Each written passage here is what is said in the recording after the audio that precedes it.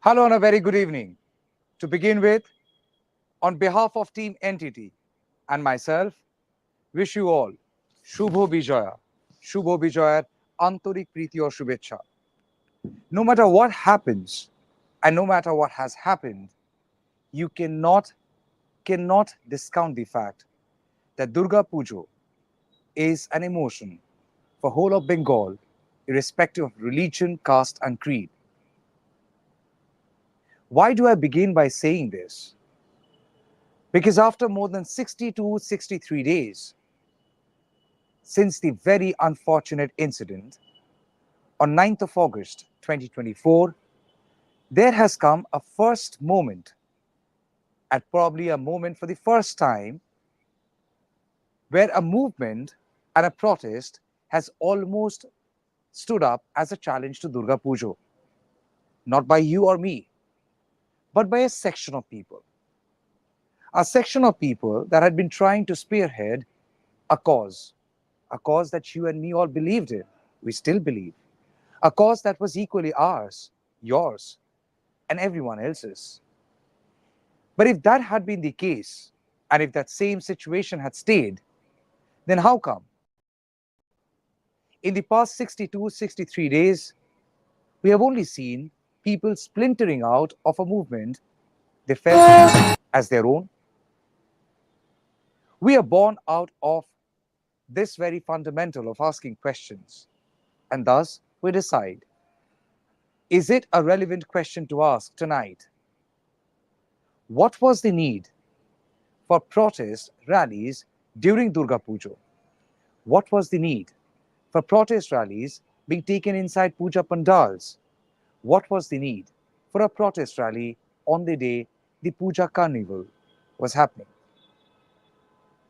Put your hand on your heart and ask yourself, on 9th of August 2024, after we were shaken by this very shocking incident, could he sleep properly? Of course not. Many of us have stayed up wondering, what if this had happened to our own family? And that is the reason the pain was personal, the loss was personal, and thus the fight became personal. Yet, did you eat your dinner on the night of 9th of August 2024? Did you go out on your work on 10th of August 2024?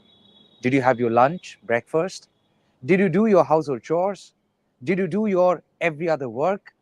And while you were doing every other work, having food, have you been able to forget what you learned on 9th of August 2024? The answer is a big no. If that is so, then how and why it was taken for granted that if you participate in your faith and if you pursue your Durga Puja, you would forget the cause that is justice for Arjikor. Why was this taken for granted that people going to pandals along with their loved ones, family members, little children, that they would forget this fight for Arjikor? Why was this taken for granted that if people visit Carnival, Durga Puja Carnival, that they would forget this fight for Arjikor? I'm so tempted to show a couple of hoardings and pictures, even though I have them in my own phone, and I can do that on my own personal social media handles, but not on the channel probably, because after all, we all belong to the same system with a lot of disagreements. There are Bengali news channels who have taken sponsorships, who have taken money for Durga Puja. There are advertisements they have taken for Durga Puja. Could they refund those sponsors? Did they return the money because they did not want to celebrate Durga Puja and they wanted to mourn the loss and only believe in the fight and the movement which is currently on? And they're the same channels who have put out hoardings all across the city. In case you're missed out, you can still find them at every prominent location. There are news channels who have done pujo shows where people have come and danced, literally like this. There are news channels where a host, not a news anchor, borrowed from outside, had conducted musical performances.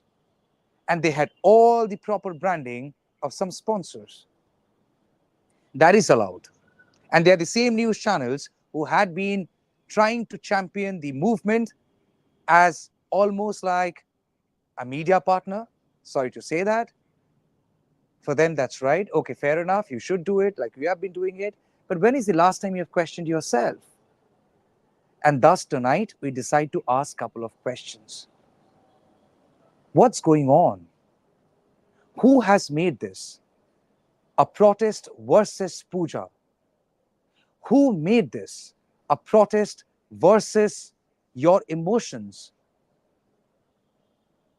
And while this sounds like a monologue because many people have refused to give their testimonies on camera, fearing repercussions, including junior doctors who have splintered out, I have come across auto walas, rickshaw walas, and especially ahead of Durga Puja, particularly the weekend when people had been thronging at shopping arcades for shopping, rallies have come down either from Jadavpur to Gariyahat or from some other place to Shambazar, known to be the prominent shopping hubs. And while the rally had come down, walking slowly, sloganeering, there was a huge traffic behind. And in that same traffic, auto wallahs were caught. And they did tell me, Dada, আমরা কিছু বলতে পারছি না, কিছু করতেও পারছি না. Neither can we say something, nor can we digest. Because after all, it's hurting our economy. An auto driver would have made some extra money had he been able to do some few extra trips. Rather, the protest rally slowed down the traffic and his number of trips were cut short by about 5 or 6. Same happened with Uber drivers. Same happened with others. While they all want justice, while they all demand justice, while all are longing for stringent punishment to be given to the perpetrator or perpetrators, while all are asking and yearning for truth, should they be identified and be allowed to be known as collateral damage in this larger scheme of movement? Who made this protest versus pujo? It's a question that you should be asking yourself. And look around, you would find the answer.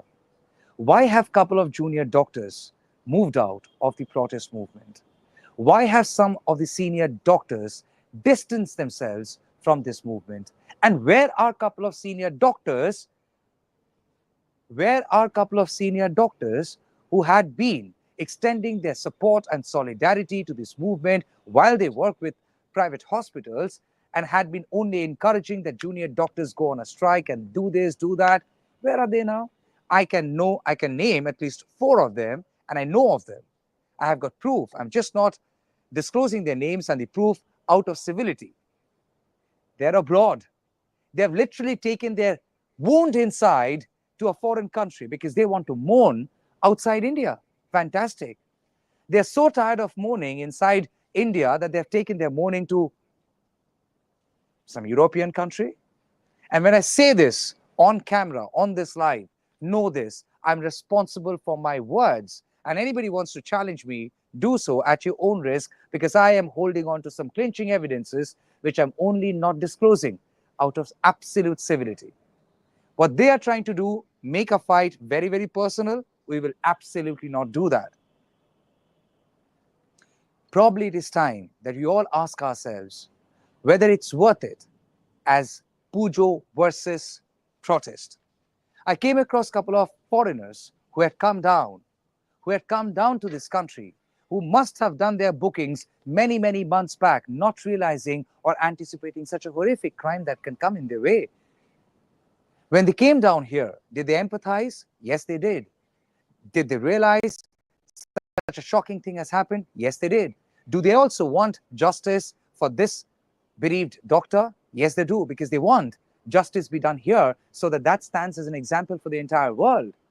But what do you do to these foreigners who have come down with the expectation they would be devouring this fantastic Durga Puja experience? What do you do for them? Tell them goodbye, don't come here, go back. So what, you lose your money? So if those news channels refuse to sacrifice their own sponsorship money, because that's economy after all, Why should someone else sacrifice the economy? Because it's the same economy that binds one and all. And can you just say that money doesn't matter? Of course it does, even for protesters. That's the reason they're asking for money from common people, from donations, sending out QR codes to people. So money does matter. Money coming out of this Durga Puja matters to those, including, just not the government, including somebody who has come from a village as a dhakibala, beating the dhak, and probably would go back home with some extra money. And it doesn't reflect about the economy of, holistic economy of a state. No, it doesn't. It reflects the moment when the economy gets affected because of other interferences. So long story cut short, there are people who are absolutely dependent on Durga Puja, and you have to accept it, respect it. Does it mean we have forgotten Arjikor? No, absolutely not. And because we have not forgotten Arjikor, that's the reason. Let's get to the story tonight. What do you want?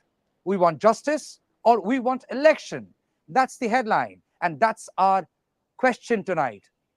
We want election or we want justice. And why do I say this? Because what happened inside the Supreme Court today, it was absolutely appalling. I didn't expect this. Senior counsel, Advocate Indira Jaising, representing the junior doctors, the Forum of Junior Doctors, categorically said the cause of Arjikor, the cause behind the Arjikor is the fact that there has not been a student body election since 2022. You want to believe that?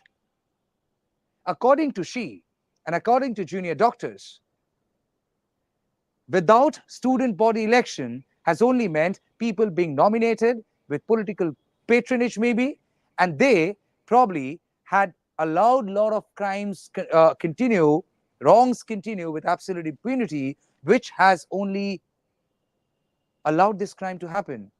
So are the junior doctors saying that because of whatever alleged irregularities happen inside, which is subject to probe and still under investigation, Sanjay Roy raped, Sanjay Roy was emboldened? I mean, how is election ever connected with we want justice? For some of the junior doctors who are still holding protest, some of them who are on hunger strike, they have given this 10-point memorandum, what they want. And this follows the 5-point memorandum. What were the 5 points? Justice for Abhaya. This is not a matter concerning the state government, but you want the concerned authority, CBI, Supreme Court, to expedite the investigation process and punish the culprits without any delay. Suspension of Shondeep Ghosh with disciplinary proceedings according to the rule. Then removal of DME, DHS, Health Secretary's removal, and also action against incompetent and complicit police authority, including removal of Vinit Goyal. So justice of Abhaya, they know it is not in the hands of state government, so they're leaving it open-ended. Suspension of Shondeep Ghosh has happened. Suspension of DME has happened. Transferred. DHE transferred. Yeah, that means removed from the department. Health Secretary not removed, and the state government has made it very clear you can't remove somebody who had been handling the case all around, all over, and you just can't create a vacuum and disruption. Action against quote-unquote incompetent and complicit police authority, removal of Vinit Goyal, shifted out of Police Commissioner's office. Action against DC North and DC Central, action has been taken against DC North, not DC Central. Proper security at all hospitals and government healthcare centers, it is work in progress. The status report was given before the Supreme Court today. We'll come to that a little later. End of threat culture prevalent in all facets of government healthcare facilities by ensuring democratic representation of student, junior doctors and doctors at all official bodies. That too has been, that the work has started, where several bodies have been created which has participation from all walks, including junior and senior doctors. While most of the demands of the 5-point memorandum had been kept, minus 1 or 2, there came the 10-point demands.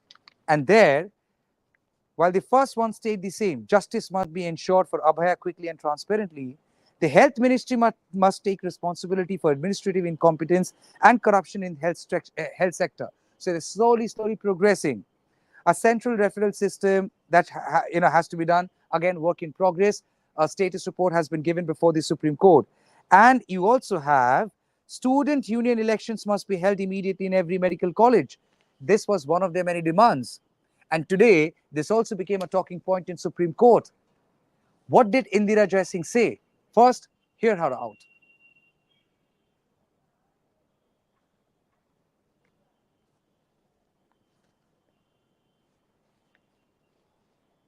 Election to students' unions have not been conducted since the year 2022.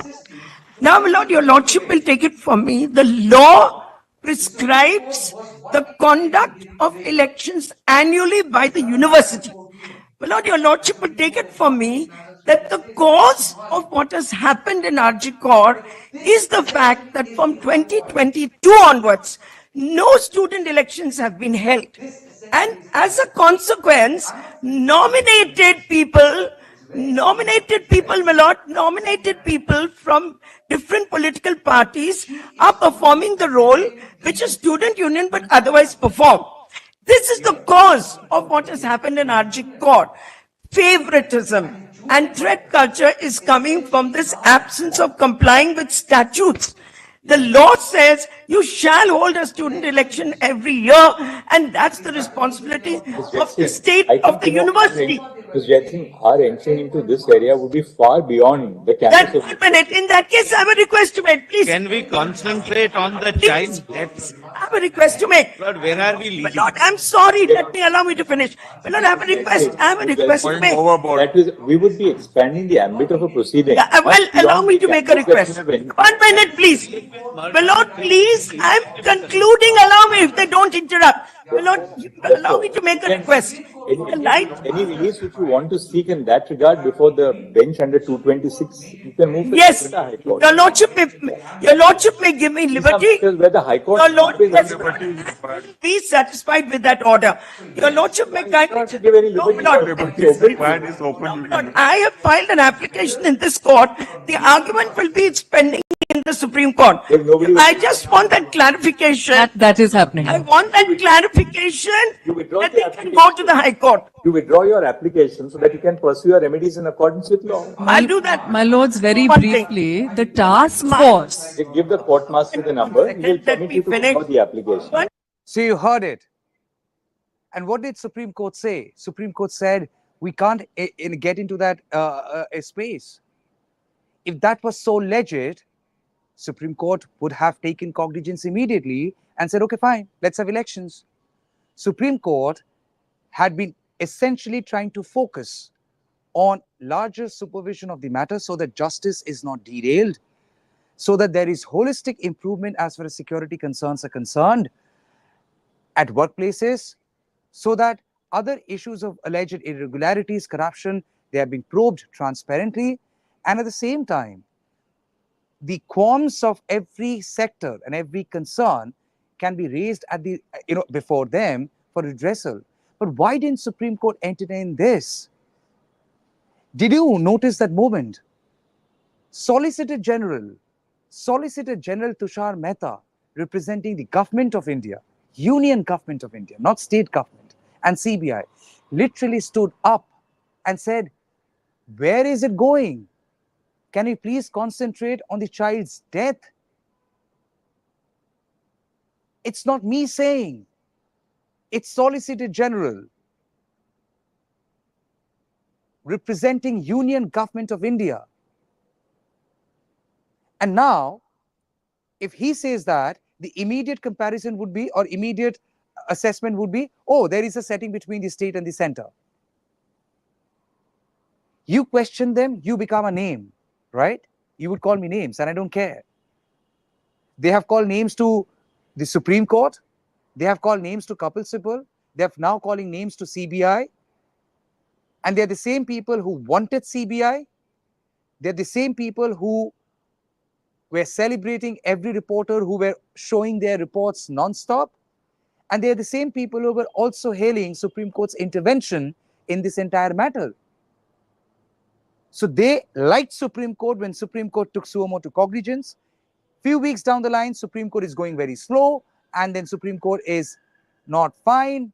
CBI, oh hell, CBI, Kolkata police is spineless, they can't probe the matter. So CBI would now be probing the matter. CBI has given this charge sheet where they have named Sanjay Roy as the prime accused who has committed the crime, the action, and left it open to further investigation if there had been any abetment to the crime, and also left it to further investigation as far as Shondeep Ghosh and Abhijit Mondol, they are concerned, if there had been any larger nexus. But they won't wait for the supplementary charge sheet. They won't wait for the closure report.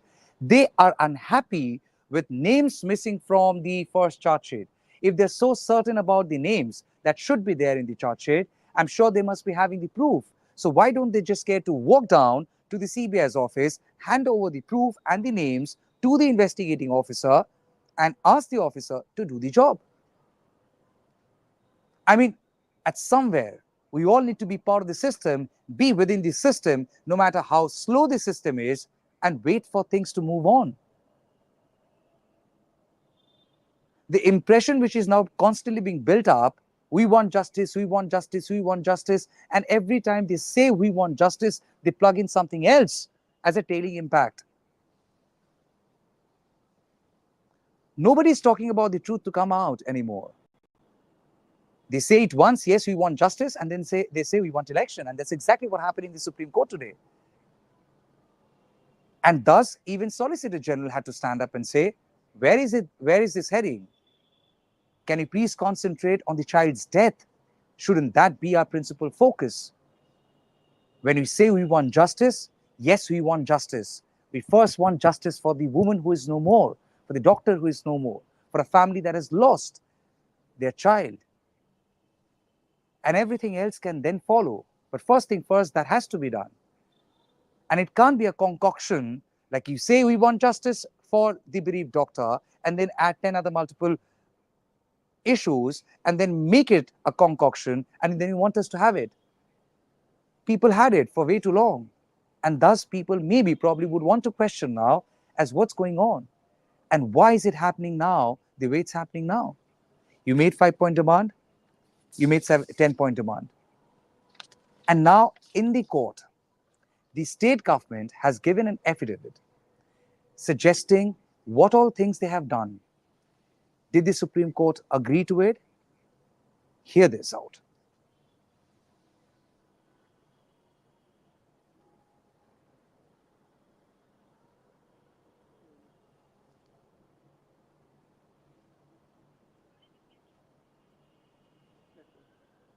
Supreme Court, inside the Supreme Court, producer, inside the Supreme Court, the state government had given an affidavit, and the Supreme Court had made an observation stating that, if the state has given all these statements in affidavit, then it cannot be dismissed. If somebody has got doubts, it can be just checked. We it have, appears I've just received it. Just received it. my lords, I have had a chance to look through it, even though we just received because it. they have now indicated that insofar as the 28 medical colleges other than Ajikor are concerned, they've given us the statistical and breakdown. Additional demands were placed in for 893 duty rooms in see page 2 and 3. They've given us the breakup of duty rooms, washrooms, lighting arrangements, and CCTV installations, where almost 90, some cases 98% or 90% of the work is done, and they are anticipating that will be completed the latest by the 25th of October. For Ajikor also, they have said that they will complete the entire work by 25th of October. 30%. My lords, many of our doctors are government doctors. They are in these hospitals. We have checked with them before, and we have also confirmed after this affidavit arrived, because they are all, watching and available. And nowhere near this level, some beginning has been made, but nowhere near this level of work has been done. Apart from the statistical details, the budgetary outlays, they've also provided photographs in Annexure A to the work which is being We carried are out. constantly in touch with the Let's take a look doctors at the photographs. associations and committees formed, and so they are inspecting their. They have disclosed data. They have also indicated through photographs what is the nature of the work which is being carried out. we can't merely ignore what they have said on affidavit, because they've said that on affidavit. At the most, we can say that, look, let this be verified. We can ask somebody to verify what the work, what is the nature of the work is which has been done. And That's right all. now, Bengal is the only state. My lord, which is perhaps a doing local control, and all commissioner other could be states it's not appointed done or at all. something. I mean, we are being told by our 25,000 doctors that the work is not being done at this scale. The notification setting up the security audit committee is in front of me, and it includes only various officials, bureaucrats selected by the state government. We are not saying disband it. We are not saying replace it, my lords. We are saying if the representatives of the senior doctors and the junior doctors may be on that committee and work together to verify that the work is being done and constructively make suggestions, then it would only be But to they the have to be benefit. at work for them to be in a committee which will look at their suggestions, right? If they are not at work, how? They are all at work, my lords. My lords, they are all at work. They have joined now. All right. They are all at work. Except seven, there is a relay strike, hunger strike of 7 doctors going on, but we'll handle that. Let's now quickly dip into what really happened at the protest site today. Now, while the carnival was coming, the objective was to also do demonstration near to the Carnival Road where the Durga Puja Carnival would happen. So I did visit there. Now, like it or not, there are telltale signs which would provoke you to draw parallels between what's happening here and what you've seen in Bangladesh. Time and again, many people have tried distancing themselves from what they have, from what happened in Bangladesh, saying that they are not inspired. But when you go there, and today primarily and specifically, as I visited that protest site near Rani Rashmoni Avenue, there were about 100, 200 people, and it seemed like there was an absolute strategy in place. The visuals which we would try and play, where people have been trying to take pictures very consciously, it absolutely indicated about a planning. By the way, Aparna Sen, actor, also came down. She had gone there. She had tried meeting with the protesters. Few days back, we had seen Swastika Mukherjee, another actor, frequenting the protest site. I don't know why, but then she is missing very conspicuously now. Only in between, what has happened, there was a movie that of hers which has already released. I'm not trying to insinuate anything, but I'm just trying to suggest, she is missing very conspicuously. Aparna Sen apparently again was seen a couple of days back, and again today she was seen at the protest. And incidentally, there is a movie of Aparna Sen coming out very soon. Again, I'm not insinuating anything. Now, going back to the point, if you watch those visuals that you're playing parallel to our live, you would see that how people were making an effort to take a picture. I literally saw people putting some posters on the road, then calling somebody and then ask the person that, look, I will go ahead of these posters, bend down and sit like facing the road, and from behind you will take my picture. And that's exactly what happened. I don't know why my producer is okay. You have that visual now. You have that visual. See, you see that woman seated on the road, face her back facing towards the camera. Those posters were there on the road, and that was absolutely staged. I saw it myself. I witnessed it myself. So she literally asked her people to take that picture, placed all those posters on the road. Then she went ahead and they sat down, her back facing towards the camera, and then people took that picture. Now, that picture, when it shows on screen or on social media, would be very compelling because you have a doctor's apron with some messaging on the back, then somebody seated as if in some or other form of motion, and then you have those posters on the road. But then, hey, I just saw it being staged completely. And similarly, I also saw those visuals. In the visuals, you can see people dancing, people raising slogans, and people holding these phones like this. Some are doing live shows, some are doing Facebook Live, Instagram Live, this live, that live, people recording videos. It essentially highlights a point. Are there people who are trying to weaponize social media for a larger objective? Are they into a particular process of achieving something or aiming to achieve something, weaponizing social media? Because all these pictures, when they come on social media, they go viral. They are very compelling. Symbolically, they speak a lot. Only when you see the making of such pictures, you probably would think the curious case behind. What about drone cameras? We don't have a drone camera. And when we were born, we literally had said that we don't need a drone camera to ask the right question. Where are these drone cameras coming from?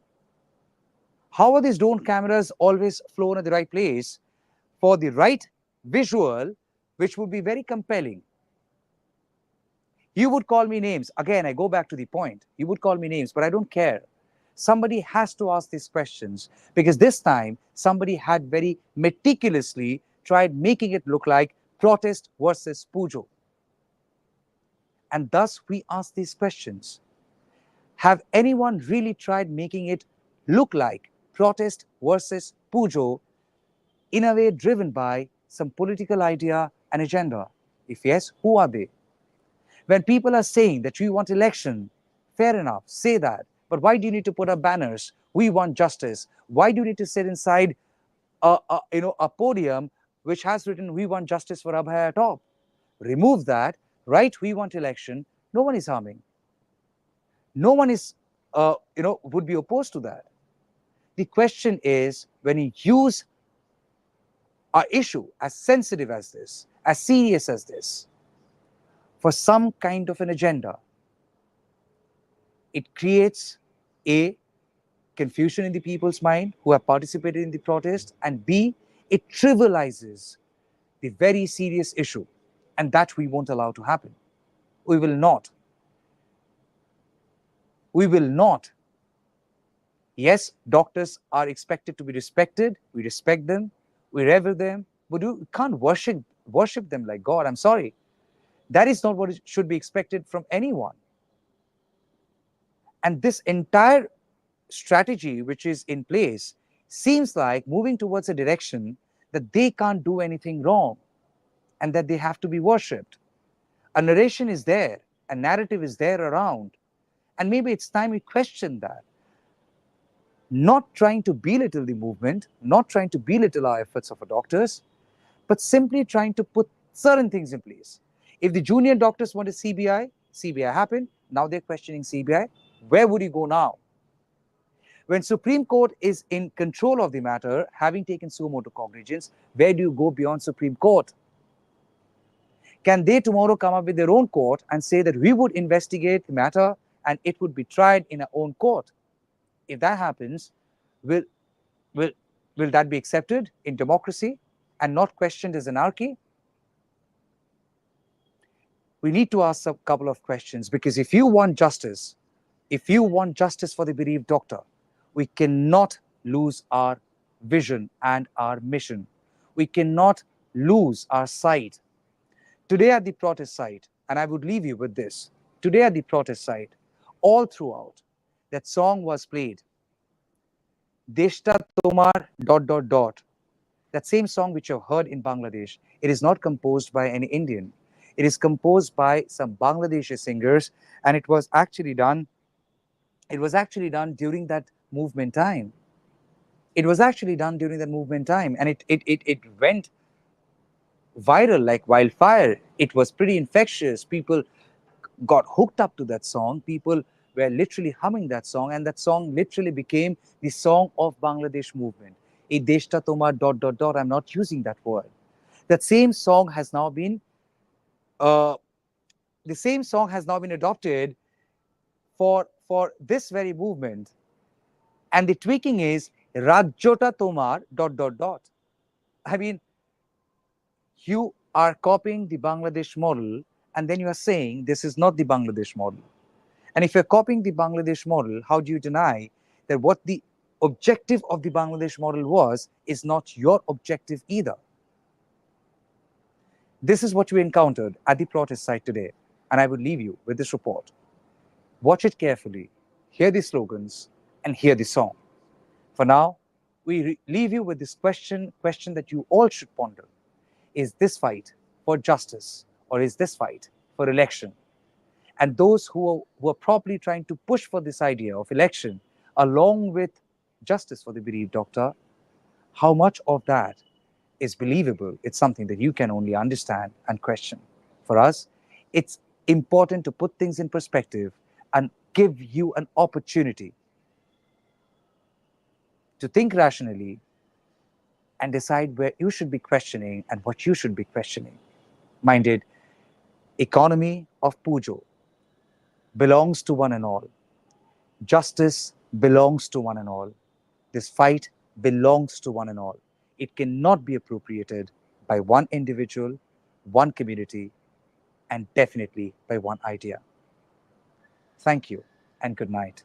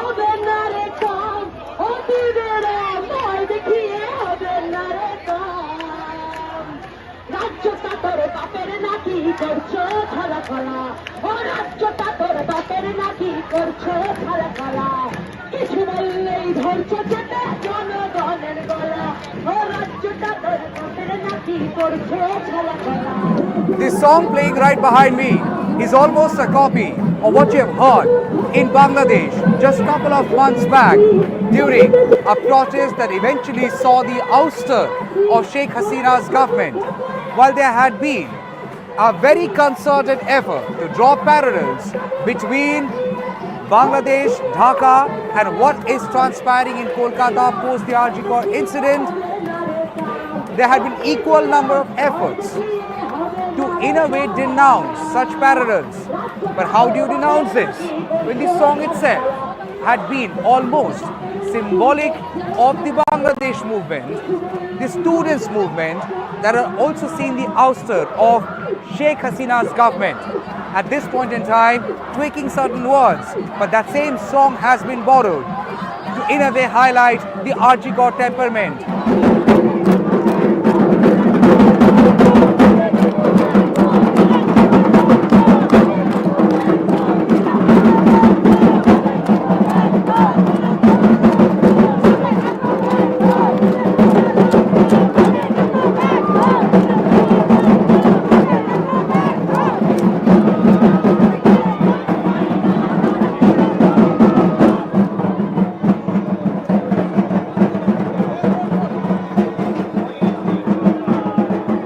Of the Dhak, very much relatable and integral to Durga Puja. That's how too has been brought down here. And as you see women out there dancing, they are holding their hands, raising the slogan, "We want justice," and in a human chain kind of a manner, they are trying to match these steps with the beating of the drums.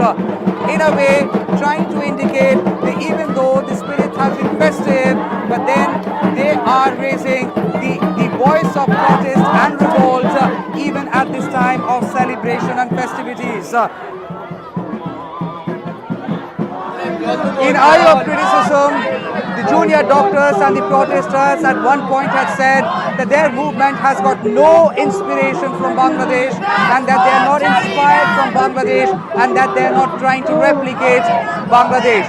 But then if you do a study, it is almost clear there are parallels that need to be drawn and that can be drawn. For example, the way the gathering has always happened at the heart of the city with the crowd raising slogans and at times slogans which have also heard emanating from Dhaka and Bangladesh during the Bangladesh movement that eventually saw the ouster of Sheikh Hasina. From Dabi Act, Dofa Act to now the song which has almost become the symbolic signature of the Bangladesh movement. Ei deshta tomar ... naki. Now they have tried replicating the same song, the same tune, the same words with one minor tweaking, and that is "Ei Rajyota Tomar Naki." Essentially, every moment would only and only remind you of what you've already seen in Bangladesh. Is this movement thus inspired from Bangladesh, or is Bangladesh a reference for them?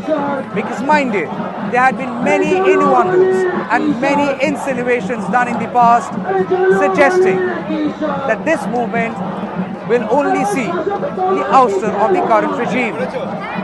Well, Bangladesh and India are two different countries, and obviously the democratic setup in India is way more stronger than any other setup, and thus no procedure and no constitutional article, no law allows toppling of a government and for someone to randomly walk in to the secretariat. Then why are the parallels drawn? It's because such slogans have been raised over and over again.